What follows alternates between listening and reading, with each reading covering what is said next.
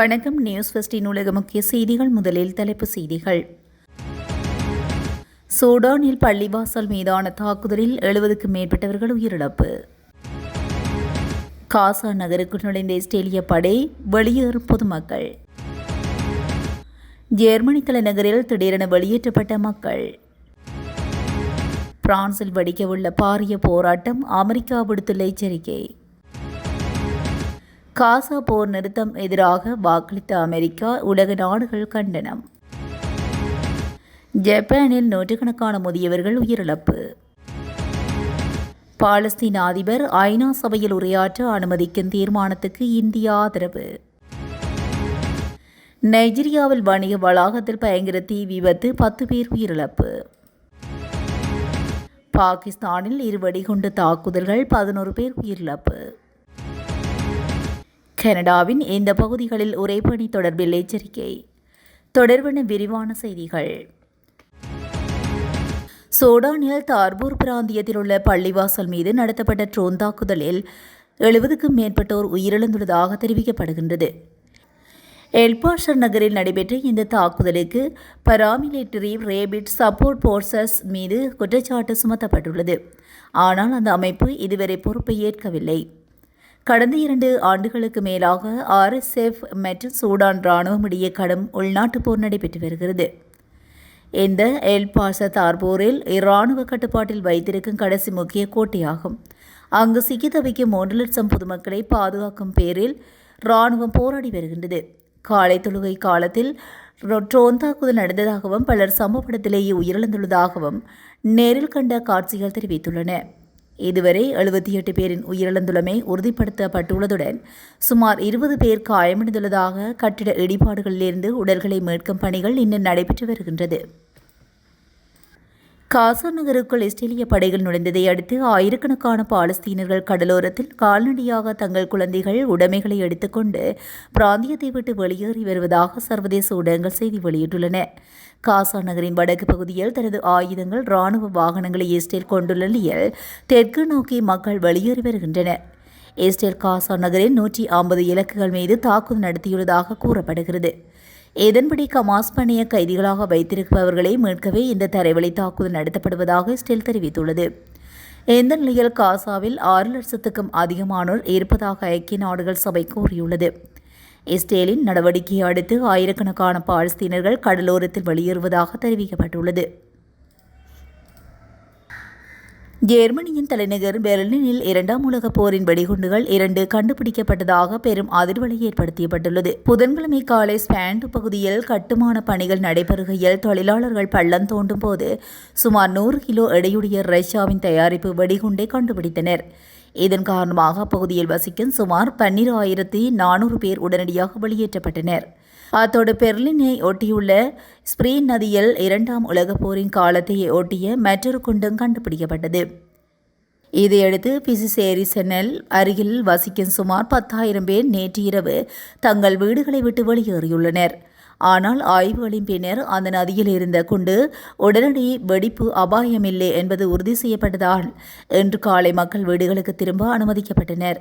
அதன்படி குண்டை நதியிலிருந்து அகற்றி பாதுகாப்பான இடத்தில் செயலிழக்க செய்ய திட்டமிடப்பட்டுள்ளது.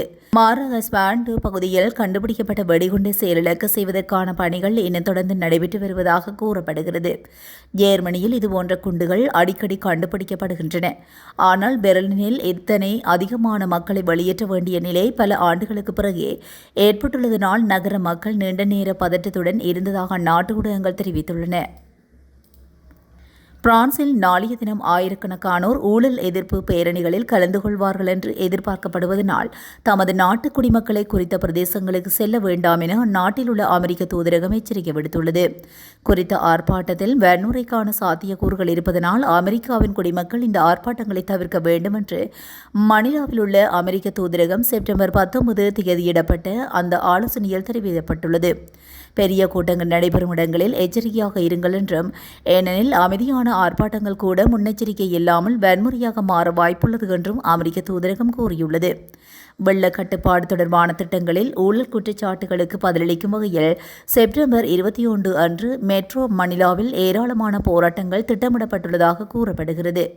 மாணவர்கள், சர்ச் குழுக்கள், சிவில் சமூக அமைப்புகள், தொழிலாளர் சங்கங்கள் மற்றும் அரசியல் கூட்டணிகளின் பரந்த கூட்டணி ஆர்ப்பாட்டங்களில் சேரும் என்று எதிர்பார்க்கப்படுகின்றது. இந்நிலையில் மணிலா மாவட்டத்தை சேர்ந்த கிட்டத்தட்ட 1000 காவல்துறை அதிகாரிகளும் தேசிய தலைநகர் பிராந்திய காவல் அலுவலகத்தை சேர்ந்த 1400 ரிசர்வ் படையினரும் மணிலா முழுவதும் பாதுகாப்பு பணியில் ஈடுபட உள்ளதாக கூறப்படுகிறது. குறித்த போராட்டம் அந்நாட்டு ஜனாதிபதி இமானுவேல் மேக்ரானின் ஆட்சிக்கு சவாலாகியுள்ளதாக கூறப்படுகின்றது. ஐநா பாதுகாப்பு கவுன்சில் கொண்டு வந்த காசா போர் நிறுத்த தீர்மானத்துக்கு எதிராக அமெரிக்காவின் வாக்களித்தால் காசாவில் போர் நீடிக்கும் நிலை ஏற்பட்டுள்ளது. காசாவில் இடம்பெறுவது இன அழிப்பு என்று ஐநா அமைப்பு கடும் கண்டனம் தெரிவித்துள்ள நிலையில் ஐநா பாதுகாப்பு கவுன்சிலில் காசாவில் போரை நிறுத்துவதற்கான தீர்மானத்தை கொண்டு வந்தது. தற்காலிக 10 உறுப்பு நாடுகள் இணைந்து கொண்ட இந்த தீர்மானத்தின்படி காசாவில் உடனடி போர் நிறுத்தம், கமாஸ் பிடியில் உள்ள அனைத்து பணைய கைதிகளையும் உடனடியாக விடுவிப்பது, காசாவிற்குள் மனிதாயமான உதவிகளுக்கு அனுமதி அளித்து உள்ளிட்டவை அடங்குகின்றன. இந்த தீர்மானத்தின் மீது நிரந்தர உறுப்பு நாடுகள் ரஷ்யா, பிரான்ஸ், பிரித்தானியா, சீனா ஆதரவு தெரிவித்த நிலையில் அமெரிக்கா மட்டும் தனது வேட்டோ சிறப்பு அதிகாரத்தை பயன்படுத்தி தீர்மானத்துக்கு எதிராக வாக்களித்தது. இதனால் தீர்மானம் தோல்வியடைந்தது. மொத்தமுள்ள 15 நாடுகளில் 14 நாடுகள் தீர்மானத்துக்கு ஆதரவாகவும் அமெரிக்கா மட்டும் எதிராகவும் வாக்களித்துள்ளன. அமெரிக்கா 6வது முறையாக இந்த தீர்மானத்துக்கு எதிராக வாக்களித்துள்ளதும் குறிப்பிடத்தக்கது. ஐநா பாதுகாப்பு கவுன்சிலில் 5 நிரந்தர உறுப்பு நாடுகளின் தீர்மானத்துக்கு ஆதரவு தெரிவித்தால் மட்டுமே அது வெற்றி பெறும். இந்நிலையில் அமெரிக்கா தனது வேட்டோ அதிகாரத்தை பயன்படுத்தியதற்கு இஸ்ரேல் வரவேற்பு தெரிவித்துள்ள நிலையில் உலக நாடுகள் பலவும் கண்டனம் தெரிவித்து வருகின்றன. காசாவில் உள்ள மக்களை வலுக்கட்டாயமாக வெளியேற்றும் நடவடிக்கையிலும் இஸ்ரேல் ராணுவம் இறங்கியுள்ளதாக கூறப்படுகிறது. எனவே காசாவில் போரை உடனடியாக நிறுத்த வேண்டும் என்று உலக நாடுகள் பலவும் குரல் கொடுத்து வருகின்றமை குறிப்பிடத்தக்கது. ஒவ்வொரு வருடமும் வெப்பநிலை காரணமாக நூற்றுக்கணக்கான முதியவர்கள் உயிரிழப்பதாக ஜப்பான் ஊடகங்கள் தெரிவித்துள்ளன. மேலும் இந்த கோடைக்கால வெப்பநிலைக்கு மத்தியில் பல்லாயிரக்கணக்கானவர்கள் பாதிக்கப்பட்டுள்ளனர். ஜப்பானின் காலநிலை நெருக்கடி மற்றும் அதன் வயதான மக்கள் தொகை காரணமாக பல சவால்களை எதிர்கொள்கிறது.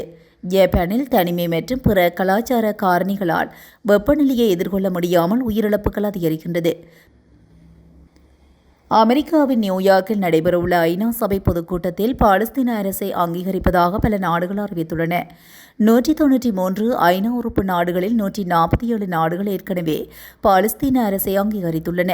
இந்நிலையில் பாலஸ்தீன அதிபர் மஹ்மூத் அப்பாஸை காணொலி மூலம் ஐநா சபையில் உரையாற்ற அனுமதிக்கும் தீர்மானத்துக்கு ஆதரவாக இந்தியா வாக்களித்துள்ளது. ஐநா சபையில் பங்கேற்க விடாமல் தடுக்க அவரின் விசாவை அமெரிக்கா ரத்து செய்துள்ள நிலையில் இந்த தீர்மானம் நிறைவேற்றப்பட்டுள்ளது. முன்னதாக காசாவில் போர் நிறுத்தம் கோரும் ஐநா தீர்மானத்தை அமெரிக்கா தனது வேட்டோ அதிகாரத்தை பயன்படுத்தி மீண்டும் ஒருமுறை தோல்வியடைய செய்ததும் குறிப்பிடத்தக்கது. நைஜீரியாவின் வணிக தலைநகர் லாகோஸ் என்ற இடத்தில் அடுக்குமாடி கட்டிடத்தில் ஆப்ரிலேண்ட் டவர் என்ற வணிக வளாகம் அமைந்துள்ளது. இந்த வணிக வளாகத்தின் 4வது மாடியில் திடீரென தீப்பிடித்து எரிந்துள்ளது. தீ மளமளவென கட்டிடத்தின் மற்ற பகுதிகளுக்கு தீப்பெற வேகமாக பரவியுள்ளது. எனவே அங்கிருந்தவர்களுக்கு மூச்சு திணறல் ஏற்பட்டு இதனையடுத்து வணிக வளாகத்தினுள் கண்ணாடியை உடைத்துக் கொண்டு பலரும் தப்பிக்க முயன்ற நிலையில் பலருக்கு கை கால்கள் முறிந்தன. இதற்கிடையே தகவல் அறிந்த தீயணைப்பு வீரர்கள் சம்பவ இடத்துக்கு விரைந்தனர். அங்கு அவர்கள் சென்றதும் தண்ணீரை பேச்சு அடித்து அவர்களின் பல மணி நேர போராட்டத்துக்கு பிறகு தீ கட்டுக்குள் கொண்டு வரப்பட்டது. மற்றொரு புறம் வணிக வளாகத்தை சிக்கியவர்களை மீட்கும் பணியும் துரிதப்படுத்தப்பட்டது. எனினும் இந்த தீ விபத்தில் 10 பேர் உடல் கருகி பலியாகினர். மேலும் 25 பேருக்கு படுகாயம் ஏற்பட்டது. மீட்பு படையினர் அவர்களை மீட்டு சிகிச்சைக்காக வைத்தியசாலைக்கு கொண்டு சென்ற நிலையில் இந்த விபத்தில் பலியானோருக்கு அதிபர் போலா டினுவோ ஆழ்ந்த இரங்கலை தெரிவித்துள்ளார். இதனையடுத்து தீ விபத்துக்கான காரணம் குறித்து அதிகாரிகள் விசாரணை நடத்தி வருகின்றனர். முதற்கட்ட விசாரணையில் இன்வெர்டர் பேட்டரி வைத்திருந்த அறையில் மோசமான பராமரிப்பு மற்றும் போதிய காற்றோட்டம் இல்லாததே இதற்கு காரணம் என தெரிய வந்துள்ளது. பாகிஸ்தானில் பலுசிஸ்தான் மாகாணத்தில் ஒரே நாளில் நடைபெற்ற 2 வெவ்வேறு வெடிகுண்டு தாக்குதல்களில் 11 பேர் உயிரிழந்துள்ளதாக தெரிவிக்கப்பட்டுள்ளது. பாகிஸ்தானின் பலுசிஸ்தான் மாகாணத்தில் துணை ராணுவ படைகளின் பேரணியின் மீது வெடிகுண்டுகள் நிரப்பிய கார் ஒன்றை ஓட்டி வந்து மோதி தற்கொலை படை தாக்குதல் நடத்தப்பட்டதாக தெரிவிக்கப்பட்டுள்ளது. இந்த தாக்குதலில் 3 பாதுகாப்படை வீரர்கள் உட்பட 5 பேர் கொல்லப்பட்ட நிலையில் தாக்குதலுக்கு பலுச் விடுதலை படை பொறுப்பேற்றதாக தகவல் வெளியாகியுள்ளது. இதேபோன்று பலுசிஸ்தான் மாகாணத்தின் ஆப்கானிஸ்தான் எல்லையில் நடைபெற்ற மற்றொரு வெடிகுண்டு தாக்குதலில் 6 போர் தொழிலாளிகள் உயிரிழந்துள்ளதாகவும் தெரிவிக்கப்பட்டுள்ளது. கனடாவின் கிழக்கு பிராந்தியத்தில் உறைபனி தொடர்பில் எச்சரிக்கை விடுக்கப்பட்டுள்ளது. கனடா சுற்றுச்சூழல் துறை இந்த எச்சரிக்கை வெளியிட்டுள்ளது. குறிப்பாக கியூபெக் மற்றும் நியூ பிரான்ஸ்விக் மாகாணங்களுக்கு இந்த எச்சரிக்கைகள் வழங்கப்பட்டுள்ளன. 2 மாகாணங்களும் குளிரான வானிலை காரணமாக பனியினால் பாதிக்கப்பட வாய்ப்புள்ள நிலையில் அதிகமான உறைபனி எச்சரிக்கைகள் கியூபெக்கில் அறிவிக்கப்பட்டுள்ளன. மொன்ட்ரியாலுக்கு வெளியேயுள்ள வால்டே மொன்ட் சைண்ட் அண்ட் டுலாக், சைண்ட் அடேல், வடக்கிலுள்ள வால்டோர் மற்றும் தெற்கிலுள்ள கிரான்பி, ஷெர்ப்ரூக், சைண்ட் ஐஸ்டீன் மற்றும் பகுதிகளுக்கும் உறைபனி எச்சரிக்கை விடுக்கப்பட்டுள்ளது. இதுபோன்ற செய்திகளை உடனுக்குடன் தெரிந்து கொள்ள நியூஸ் ஃபர்ஸ்டுடன் இணைந்திருங்கள். நன்றி, வணக்கம்.